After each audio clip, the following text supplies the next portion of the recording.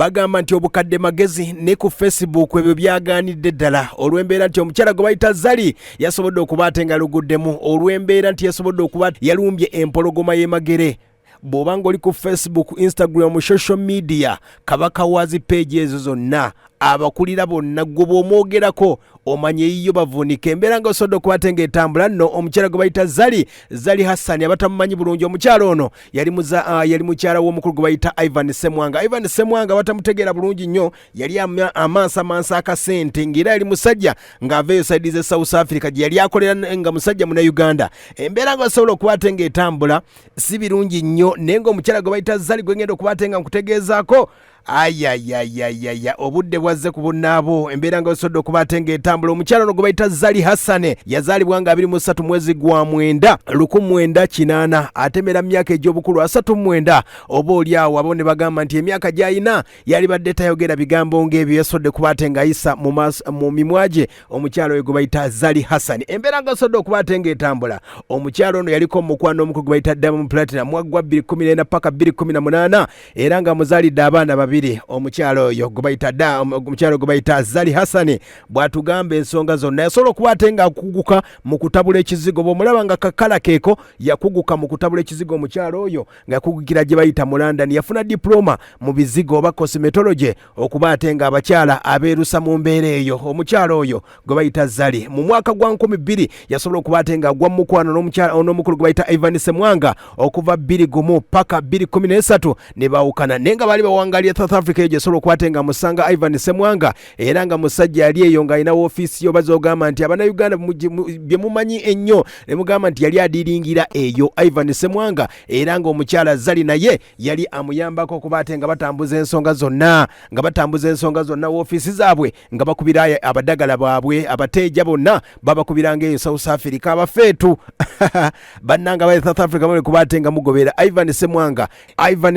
n'omukyala gwe bayita Zali basobola okuba ate bakola sente ez'amaanyi ennyo ezaali ennyingi ng'oba oli awo abantu beebuuza nti Ivan Ssemwanga sente yakakuba waggwekkiriza bagamba nti woba ogenze South Africa waliyo eŋŋombo bagamba nti zino eziri eno siza jjajjayo oba ozijja otya oba ozikoze otya gweoba okubye sente oba okubye muteeja oba okoze otya gwomanyi kati bazijja South Africa gwe kyonna ky'owulidde gye basobola okuba ate nga bazijja kati omukyala gwe bayita Zali gwe nkutegeezaako eyiye yasobodde okuba ate nga yaddugadde ku Facebook ng'ayita ku Facebook yasobodde okuba ate nga avaayo n'ategeeza nti omukulu gwe bayita Bobi Wine tayina credentials oba tayinza kufuga Uganda. Kale ne weewuunya omukyala ali mu myaka 39 egy'obukulu n'agamba nti Bobi Wine tayina buvunaanyizibwa tayina kyayinza kuba ate ng'akyusa ku Uganda n'amakula. Omukulu Bobi Wine yategeeza abaddeko ku leediyo gye buvuddeko n'ategeeza nti gwe wonna wooli oba oli mu kibiina kyo oyinza okuba gwe Kyagulanyi. Bobi Wine n'ategeeza ye si wa byabufuzi yayogera mazima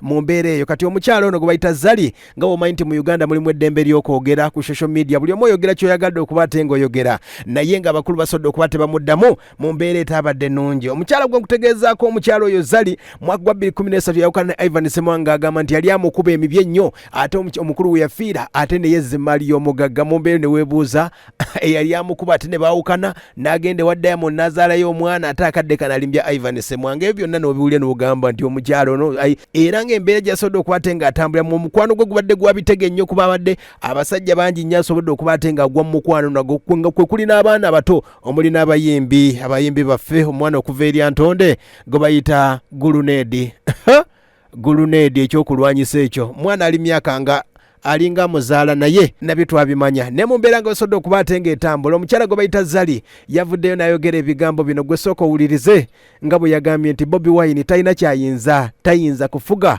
Uganda ne weewuunya omukazi omukulu ng'ono ng'ayogera ebintu bino gusinze. Okay, someone said something about people's power. I'm not a politician. I'm not into politics, but I'm going to make this very, very clear. Every citizen of the country wants what's best for their country. Let me put it that way. Let me rephrase it. Every citizen of the country wants what's best for their country. It doesn't matter about people's power, NRM, FDC, which political parties zonanga eziriyo.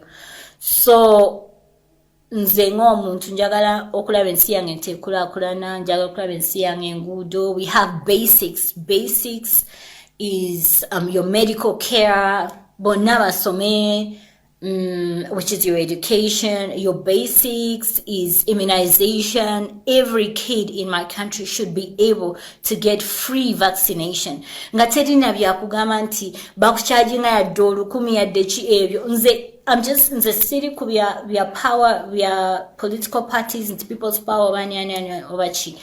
I just want what's best. Ate tugaruus ne tuvuma mzee taina byakoze bichi. We bintu mzee byakoze bibiri nebi byabantu era bebogerako naye I think in our country tutunulira nnyo ebibi olusi kati fa babere bweru tetumanyi kiri ku ground ebintu ebimu tusoma bisomi ku social media ku mawulire ku ba bloggers ku bichi kati bwe tubiraba naffe ne tubera neri perception olwokuba tukisomyeko naye ng'ekiri ku ground tetukimanyi naye nga nkiwa nti waliwo era ebintu mzee byakoze ebirabikako nti weebiri lwakuba nti munebuli tusoma ebintu eno ku social media naffe tubiraba bulala tetuli ku ground. So for me it's just the basic.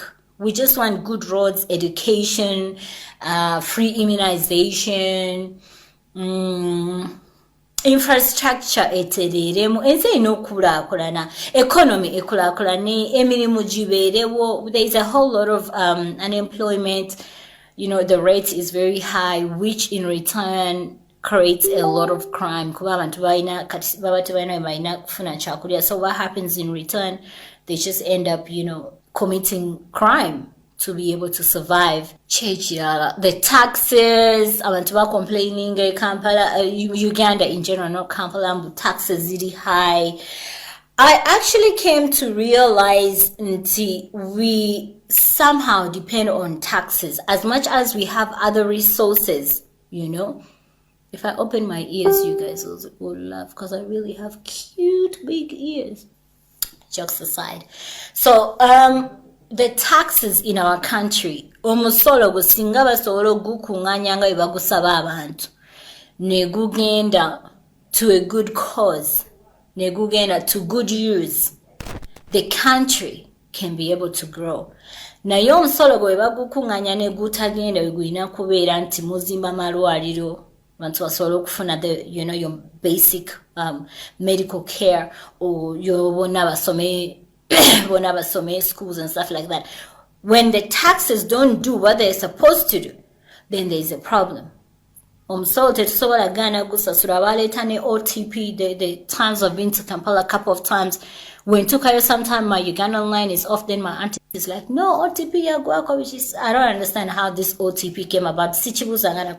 But let the taxes be collected, let it be just used for the right reasons. Personally, I'm not on the ground. But I also think we just neglect. We don't want to see the good things, but the good things are there that the president has done or the party has done. So some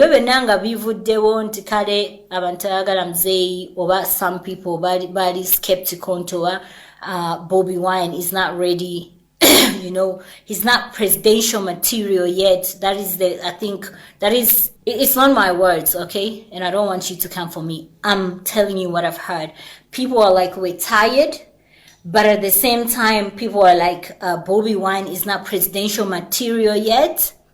Now, for me, the $1 million question now is, who then becomes the next president of the country? Ekintu ekyo mwali muzeeka ne mchebuza kuba tulina abaawogana People's Power, tulina n'abaawogana NRM, tulina n'abaawogana FDC.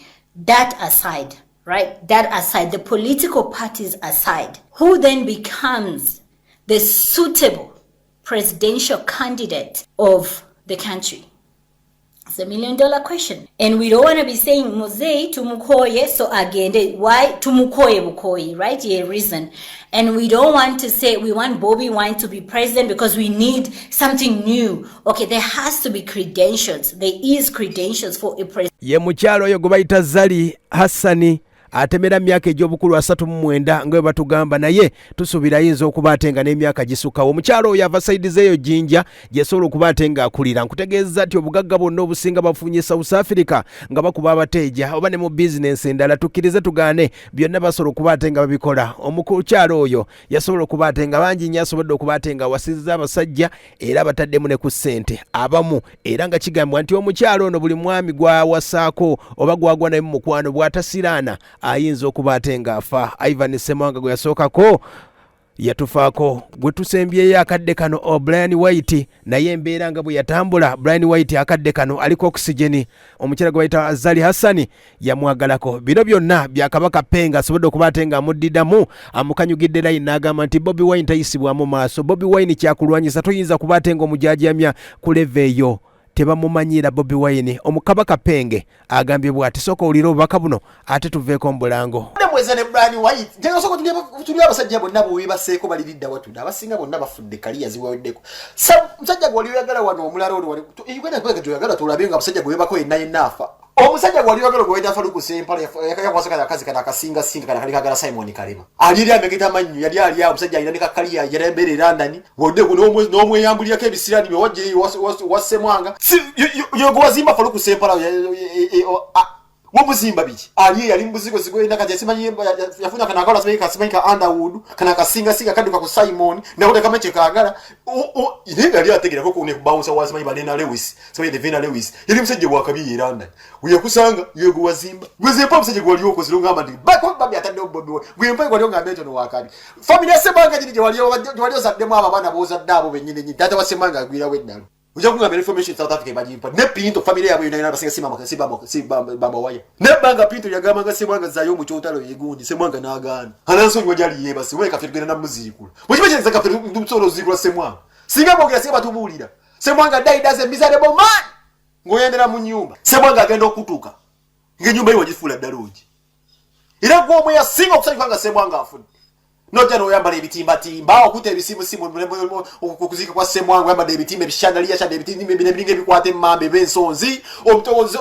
oze kumbaga okuzika bawo eno okubira Diamond simanyi Platinum simanyi akasimu mweyinyegera mulumbe mabona genda faro kwa simanyi Diamond production ino mutula simanyi mundo mweyinyegera jegere na kubo olugalo what kind of nonsense kati kubyeso sizo tugamba gwanga Uganda mule tumizo simanyi kali kwa tugamba nyaffe mama nyaffe ta Uganda ye yaffe gwe zalinze nkubulira ulira newe ngera ku machere bagamba nti zalina ntale tudo ofuddo obayi bakutadde mu pamba Uganda egenda maso go singa Mose Radio okubeera wakabi wachogera ku Mose Radio wachibogera kuba nabayimba kali bajiri ya Jasmine wachogera ku Mose Radio gwe nokera ku machere be following be bisufa gobirira sonye ebizigo bya ebizigo byewesiga ebyo okera ku machere tukuteka ngo olina bipamba mu binyebe Uganda tukulaga nti ekyagenda maso Uganda nga tonesiga jiki bajja ffe baliwo ne Uganda leli yesimise ku mulembe gw'obobote mumuze kati birebyo ni bize kati okubera nga biroza nti Uganda yakubera obezi eva kudda ku Snapchat na kwata mara gabira gaga muwabutwa ne kwata kamera ne filimi nayo gira gasasiro Ssemwanga dai does a miserable man ninga kutendeka obusa wali okola gwali omuzimo gwa Nankasa nga gwosi bo kyusa amalobozi Ssemwanga dai does a miserable man ngana otegeza ndo tubulira buli ebyo bekisirusiru musemayi mbo twayi Bobi Wine because ogenda kuli kusalira wani gwe ne bufa mazine batukira ku majaba gamba bakatande mu pamba Uganda tejja kukaba abagoberera abo bala bakanda kabenze ne bagamba mbuzalina ennaku zibezi tali akuddamu kukabira ngugambe gwaleka akuledi meke Uganda jiwaleta Mose Radio agenda kugulu ko chichi wali otuleteni tuletera Diamond production simanyi Diamond Platinum botuletera gwe chichi wali okuledi Uganda gwe zalimbu yoli awo simanyi gwe chichi wali okuledi Uganda Tanzania otunze wagenda oli opportunist kyekumanyiko oli opportunist yagala nya abantu abayimiridde oli opportunist kwa Tanzania mayo Tanzania lete kwagala gwe bagambe Diamond Platinum tiyamanya nti tetediyo bakaze yali abeereyo mbo muzadde mbo okugwiza okuuma omwana omuto gwe ngoyise mbugubugu ngakabina kuna tewali mukazi mukulu agenda eno message egere kuli mukazi eno mukulu tewali mukazi mukulu agenda kubeera bwana ateka omuvubuka mukwata ombuna amusibira wojiribwa nga inayi kayikengwe mubiri gwe gonda basembolinga mwasembolinga ebizibiro bigundi bya ikia bobeero lyawo nga bakupanga wepanga akabina okira kwacha nokapanga noteka eyo togenda kuteka omuvubuka muto mbo omusalemu abana bwasigalewo mbugo timu Kardashian mbo ditisa nyina kula bawali musi stories zadi ne bitu bekisirusiru mbo timu Kardashian of Uganda kubire timu Kardashian we Uganda gonya kusa Uganda joza nyira ko mame yocha bakimu Kardashian bali abasisa abana abanyirira tebera bisada kwera bisa goli gasia mbugo timu Kardashian of Uganda nya kusesa nya kusesa Atudamu timu tina fierce. Atudamu timu tina fierce. Atogenda kunkolaje. Mbujuka mutaddewe ebigundi mukoye kubiza ebifatanyi wano okata Brian White musajje wange gwe wanto omanyi twayogera nga ffenna mazi nga mweze ne Brian White emutukuleje mwagenda mukamu ne muto musajja ali wali nyamu dwaliro gwe mbagwe mekazi wakamusokolamu wali nyamu dwako bekafani wali nyamu dwaliro ne bunjonyire mupangisa mazi no sabe mengeja Moet no mnyusanga double party Allah nzenze kabanye kyamacho wachugamba mukama wange ngo otamide neze manye kyamacho manyidamo ate akuba akwa simanyi kwogera luzungu naye nali badde njogera luzungu ne Tanzania ne nchankana nyayo nze manyi formula gyotambuza ku musajja owachi wa mukyawa gigamba Brian White ne sinnakulaba ate mu ddwaliro esente zonna musajja zali akozeseza mu 7 note kutekawo bunyonyi buno sey muno simanyi bwoyogere ku brand kyoyongera nakono kakubba magezi yakakutwala simanyi ebwindi gye mwakampinga gye mwabeeranga ne kanyeba mulayiso omuzibu mutwalo gwa dola nya wiki 2 ne mulabirawo just mugamba afugalo ejo mwabu omuggo wiki 2 omutwale mwindi ne kanyaboli oyo bamunyeberanga ne buli buno buvivere banyeba mugasiyo omwere nze nina keyboard yejo wagamba ngo mu Tanzania oli ebe sijja kuyoga kwa Brian White atayinza okunyira kubekyo kyafi kyababa nati ononjanga nja kugira formula wachigamba Brian White wachi wacha Diamond maybe because ebicha bubisika serako okwegada style ya Brian White nze njimanyi jiwagamba bajeja ya Diamond Platinum jiwagamba nga Diamond Platinum wachi wadduka era balina condition jolina mu kitundu kye kyama neseze wali oyagala okusaba Brian White musanyo ogenda okola operation nzizoze ekimanyi sijja kukyatula mwenda game esinte nno mwimulaba face mujaba ni waliwe wavunda nyi gwe njimanyi ngumanyi you know we used to talk wageni wa mukama wange nga tuwogera tawo zina vice ekinjagaza Brian White mukama mususetize yampanga amanyo controlling ekintu kye kya foundation ebisinde byo nasirikiranga ebyamu mama era unalinga tonjagala ne Brian White kakuforcing okogera naye ku simu tuwayogeranga naye ku simu ngweno oli eri okubiddwa cyo pa obulega biri plastic bwonu namazi yakakunyeba olunyeba nekakunyeba nenkala bwe kanyeba ngubuzi eri akunyeba wagenze no omusali ya mudwaliro don't talk about Bobby Wine omuyisemu amaso mujja no DJ Siru wagulanga akasiri akasavugo jawali ku Majestic mbova South Africa oyo yimba gasia basibu no uba barabadaba Bobby Wine mulabe wafukisa please abadde mufumbo for long time manyo labya abayimbi banji nyaba kusemberedde bomenye Bobby Wine is exceptional tali bitu bya kisiru sire ngugambe nkuwadde enkizo Bobby yabeeranga we waka 24/7 nkuwadde enkizo Bobby yabeeranga off 24/7 abadde muna basingo bamenye mulayisiwo tekinyagaza kakama kange kakukwata sipi kakutwala mu bwindi kakwenda on tent ngabo kumwana SFC ne banye bagasiya mutwalo gumu ogwadde buna oli wasembu nawe sibayi muri boss ngo mutwalo gumu milioni mmekezo ngana unyumiza bwayizo kugira muna amazimu kira bawe kezo bizo kungaba bwayita cyayogende kugwa ku president oli mazi muna yava yo bwayabira sibayi ku president wangu yozali kisagale kikubana ebinyi oyani tugera ku bintu ebisinga okubira bakabingo nyumizo yo mazina awe ko yinza kwogera kikugu yinza kungamba kyoyo